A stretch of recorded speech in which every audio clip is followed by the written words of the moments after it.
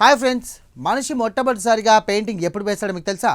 అక్షరాల 67,800 ఏళ్ల క్రితమే మనిషి తన సంతకాన్ని ఒక గుహలో వదిలి వెళ్ళారు. ఇండోనేషియాలో దొరికినటువంటి ఈ వింత చేతి ముద్ర ఇప్పుడు ప్రపంచ చరిత్రని మార్చేస్తోంది. మనం అనుకున్న దానికంటే వేల ఏళ్ల ముందే మనిషి కళాకారుడిగా మారాడని ఈ ఆవిష్కరణ నిరూపిస్తోంది. ఆ వింత కథ ఏంటో ఇప్పుడు చూద్దాం. ఈ అద్భుతమైన ఆవిష్కరణను ఇండోనేషియాలోని సులవేసి ప్రాంతంలోని గుహల్లో పురావస్తు శాస్త్రవేత్తల బృందం గుర్తించింది. ఆస్ట్రేలియాలోని గ్రిఫిత్ యూనివర్సిటీకి చెందినటువంటి శాస్త్రవేత్తలు ఈ పరిశోధనలో కీలక పాత్ర పోషించారు. దీనికి సంబంధించినటువంటి వివరాలను ప్రతిష్టాత్మక నేచర్ జర్నల్లో ప్రచురించారు. ఈ చేతి ముద్ర ఆకారం శాస్త్రవేత్తల్ని ఆశ్చర్యపరిచింది. అసలు ఈ చేతి ముద్ర ప్రత్యేకత ఏంటి? ఇది సాధారణ చేతి ముద్ర లాగా కాకుండా అచ్చం ఏదో జంతువు గోల లాంటి ఆకారంలో ఉంది.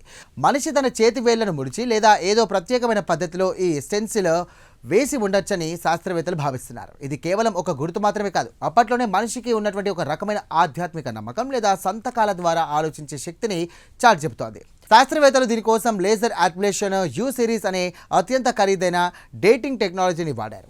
ఆ పెయింటింగ్ పై ఏర్పడినటువంటి చిన్న చిన్న సున్నపు పొరలను విశ్లేషించినప్పుడు అది అక్షరాల 67,800 ఏళ్ల క్రితం వేసిందని తేలింది. అంటే ఇప్పటి వరకు మనం అనుకున్నటువంటి దానికంటే దాదాపు 20,000 ఏళ్ల ముందే ఆది మానవులు కళాకారులుగా మారారన్నమాట.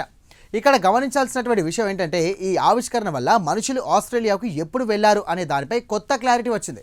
ఇండోనేషియాలో ఇంత పాత ముద్ర దొరికిందంటే మనుషులు కనీసం 65,000 ఏళ్ల క్రితమే ఆస్ట్రేలియాకు చేరుకొని ఉండవచ్చనే వాదనకు ఇప్పుడు బలమైన సాక్ష్యం దొరికింది.